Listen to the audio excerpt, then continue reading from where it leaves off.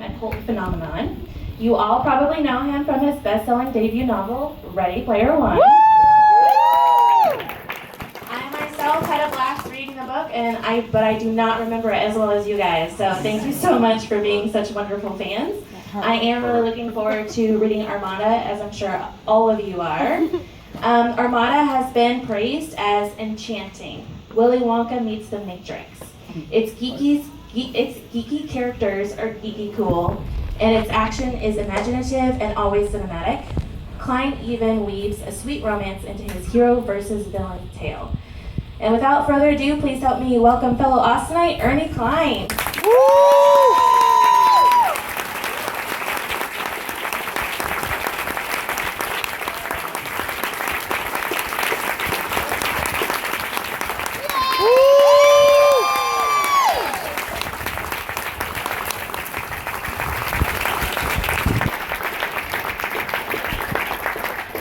Hello, people.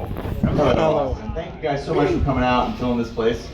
I see all these familiar faces. This is so great. I've been looking forward to this. I've been traveling since Comic-Con, since San Diego Comic-Con, and I went up the West Coast and through the Midwest and all the way to New York, and now I get to come back home and tell my story to you people. I'm going to do like a little bit of a slideshow that tells you my path to becoming a writer and how I came to write this novel, Armada, and also, about how I came to write Ready Player One and what's happened in my life a little bit since then. I want to show you guys something awesome. When I got up here early, I was signing books. BookPeople's like, we have cones around your car now, but initially we forgot to have cones there, so somebody left this note on your windshield. I don't care how awesome your car may be, it's still a dick move to take 2 spots.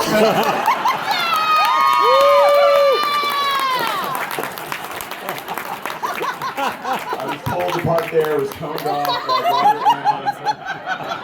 sure, it's okay to take 2, yeah, sure, and then I guess the cones went away, and it's just like, oh, this guy just thinks he owns the place. So, I'm gonna put this on the sign that's down there now, and we can all take pictures.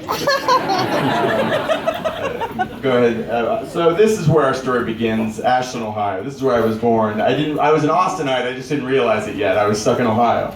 But I often describe growing up in Ashland as being, it was a little like the town from Footloose, but we were allowed to dance, there was no reason to. Really. We didn't have MTV. I remember all of the local churches boycotted the cable company if they carried MTV because it had the devil's music. It had music then, and so we had to smuggle tapes of 120 minutes in from outside of town. We didn't have a first-run movie theater. We would have to go to Mansfield, neighboring Mansfield, which also had the Aladdin's Castle, our local arcade. We didn't have a local arcade very briefly. But, go ahead. And so here's the truth. Here is the truth. I don't know if you guys can see, but this is Picture Day. This apparently is the best thing in the wardrobe for Picture Day. This drop-in sailboat shirt. Yeah, I was a nerd, but I didn't realize it yet. I was into science fiction. I was fascinated with computers, and especially early video games.